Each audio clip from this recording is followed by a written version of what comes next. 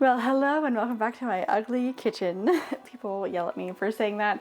I just really don't like the lighting in here. Like, it is 2 o'clock in the afternoon and it's so dark because we live in the basement. Not important. Today we are going to be making one of our very family favorites, which I think I've said every single time I've made one of these videos. I'm just starting off strong with all of our favorites. It is red lentil curry. This is another recipe that we have been making for years, and it is just such a hearty, wholesome, delicious, fragrant, incredible meal to make all fall and all winter long. And this is definitely on repeat so much that by the time spring comes we get sick of it because we've eaten it so many times. That makes a big pot of it, and it is so filling that it will last at least 3 meals in our house, sometimes 4. Okay, I'm psyching myself up to make this meal right now.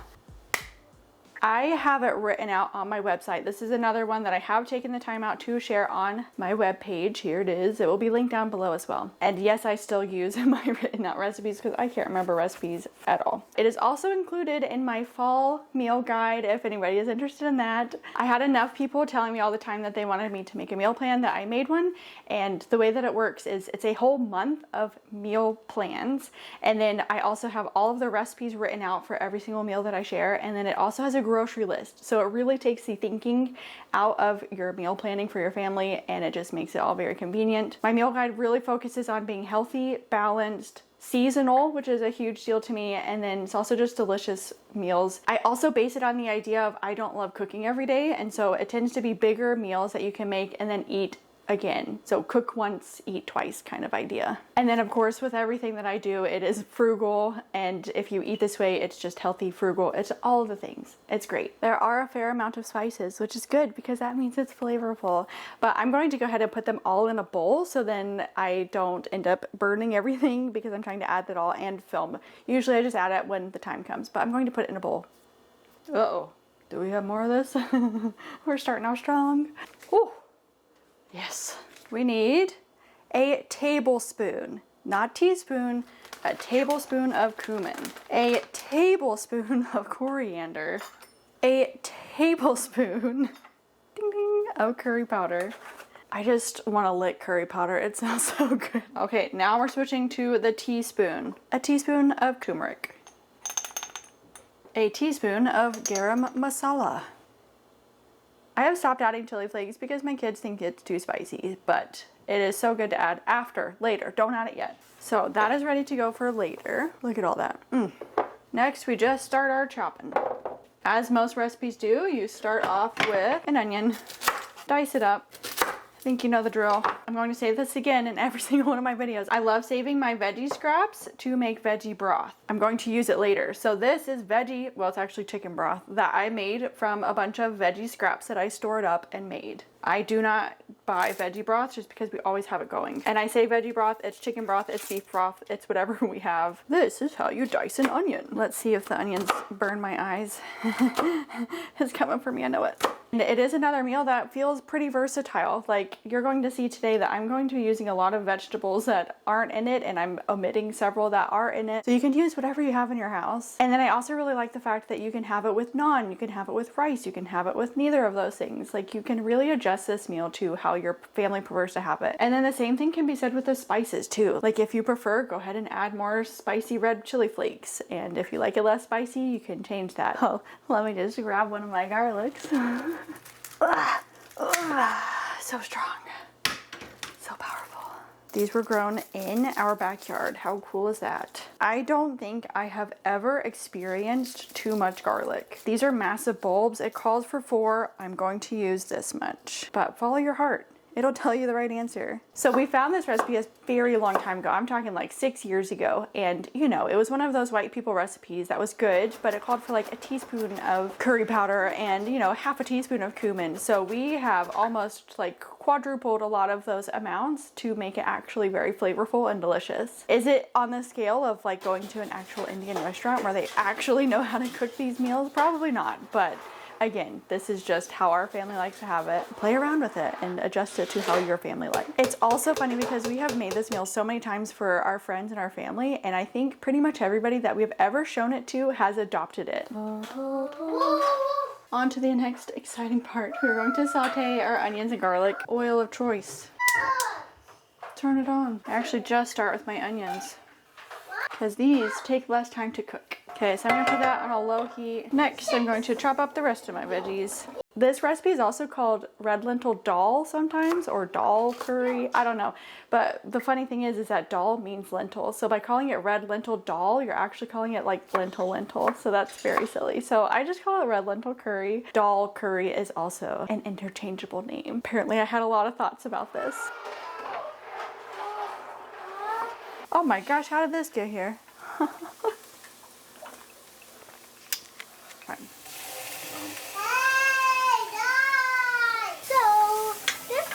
Yummy soup. Curry. It's curry. My spices. Coat it. Whoa. Smells. This smells so good. So you only want to do this for like 1 minute to toast the spices and not burn it. Okay, next I'm going to add some coconut milk. Ooh, coconut milk.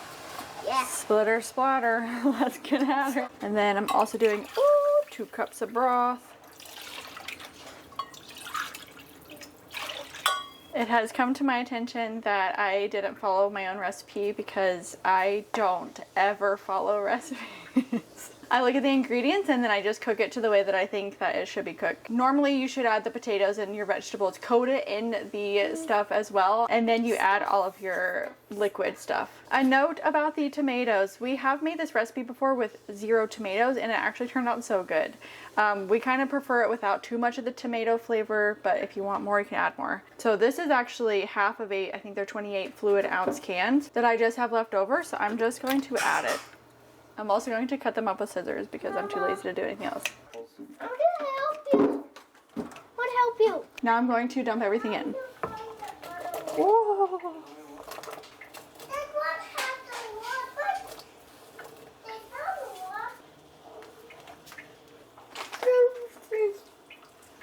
Okay, so these are my red lentils. I have a cup here and I just rinse it in a sieve.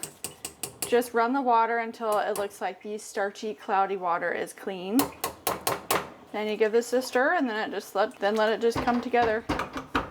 Also, don't forget your salt. Honestly, I would say this takes about 2 teaspoons of salt just because it's such a massive pot of food. And then don't forget your pepper. I don't know why I took it away. All right, and then you just stir it. I like to use the potatoes as a timer.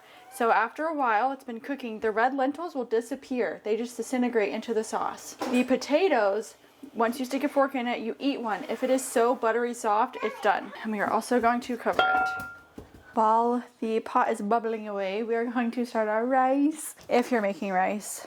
We eat a lot of rice, so we buy the bulk bags and we only have a small amount left. How much rice you make is dependent on how many people are going to be eating this in your family. So if you have a big family, cook more rice. If you have a small family, cook less. I'm gonna do, usually 1.5 is like the sweet spot. I'm actually gonna do 2 cups. Oh my goodness. I think we have like 1 amount of rice left in here. That's crazy. You can use basmati rice, jasmine rice. Those are our favorite. You can also just use plain white rice if that's all you have. I like to give it a little rinse.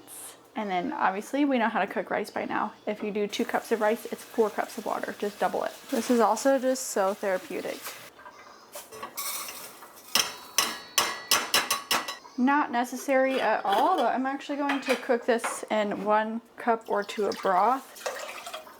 Just because I have it and it's more nutritious. 4. Don't forget your salt. Don't forget to turn it on too, that helps. And while we're here, I'm also going to give this a little stir. Oh, this is so scary. Yep. So you can really see how it's thickening up and the lentils are non-existent. I will check the potatoes just a little bit, see how soft they are. I don't think they're done yet. It's getting so creamy and delicious smelling. Like I said, I am just all about being super versatile. For example, in the recipe it calls for half a head of cauliflower, a sweet potato, and instead of those I'm just using what I have, which is extra potatoes and some carrots. I have gone really wonky in the past and added things like turnips and just like whatever I have in the fridge. I also do love chickpeas in this, but I don't have any ready right now. I might add some tofu, I don't know yet. I might keep it up really small so it's not so weird. Veggie scraps going in my freezer bag that is a little full right now. Good enough. Once that bag is full, I will boil it with some water and some other things like pepper maybe. And then by the end you have broth. But I think this is looking pretty much done. So what I'm gonna do is scoop out a potato. Oh, super soft. I mean, you don't want it so soft that it's mushy, but you do want the fork to go right through it. Oh yeah. And then I actually like to try a couple for science, truly. Sometimes you'll get like one soft one and one still kind of hard one, so it is important to check a couple different ones from different spots. This is actually done. So as soon as the rice is done, then our dinner is ready. And then again, this is like 4 meals for us. I just held up 3 fingers. 4 meals for us. Favorite part about being in autumn is having long sleeves so you don't have to use a pot holder for everything. So you might think that I'm the most frugal queen that never buys convenience items ever, but we actually did get some naans from the store. We like to make either pita pizzas or naan pizzas, but we went ahead and got naans because we knew that we wanted to make curry. So my kids and husband especially love naan with their curry. I actually just love it with the rice so much that I will only have like a little piece of one. Not important to the story here. We have definitely made our own naans tons and tons of times. Like, it's very easy, and if you don't have these on hand, you can whip them up, or again, you can just not do it at all. It's fine. It doesn't need it. Oh, but making your own and then making your own garlic butter to spread on top of it is next level. Like, you will not regret doing it. I'm regretting not doing that. The problem with me filming this right now is it's only 4 o'clock, but I really want to eat this right now because I'm hungry and it smells so good. But I'm gonna wait an hour. No, I'm gonna eat it now. Don't be shy. Fluff your rice. Ooh. Big thumbs up. I almost forgot one of the most. I always leave my lemon out on the counter because I see it at the end. It's the only way that I remember. Put in a squeeze of lemon. And then I like to put in some chopped spinach as well. Also, if you have any kind of like coriander, put it in coriander. What is that called? Cilantro. Put it in. More flavors, just not gonna hurt. This just adds such a nice little pop of brightness. Some acid to bring it all together. I have a cut on my hand. Vile. There's juice in my lemon. We usually end up freezing our spinach because I like to use it in smoothies and I like for it to not rot in my fridge. So unless I have something very specific I'm going to be using it for, in like a salad where I want it fresh, I just freeze it. Bonus points when it's frozen, you don't even have to chop it. It just crumbles. Extra iron, folate, fiber. What else is in here? Oh my goodness. Vitamin A, C, calcium, iron, folate, and Popeye. That's probably good.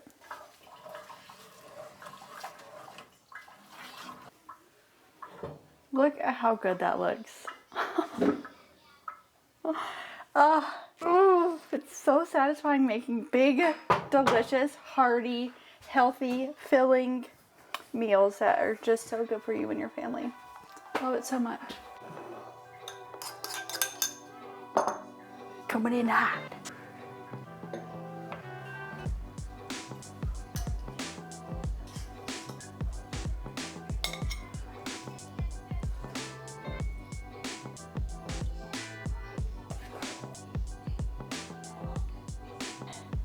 Little you ghost.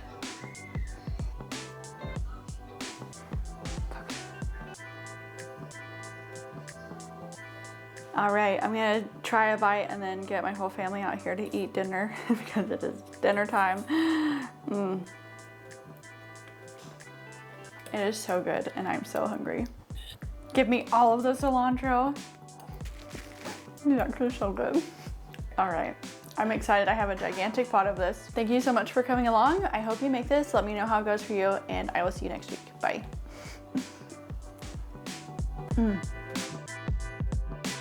I also just remembered that we actually have a very old video that we filmed in New Zealand when we were living there, and it was a recipe video of this lentil curry. So like, we have been making this recipe for years, and it's just so funny to me because at that time I was still showing William's face. He was a little 2-year-old, I think, and it was just, we found that video and we watched it and it was so fun to watch. So if you want to go on a bit of a New Zealand me binge, you have to go find it yourself.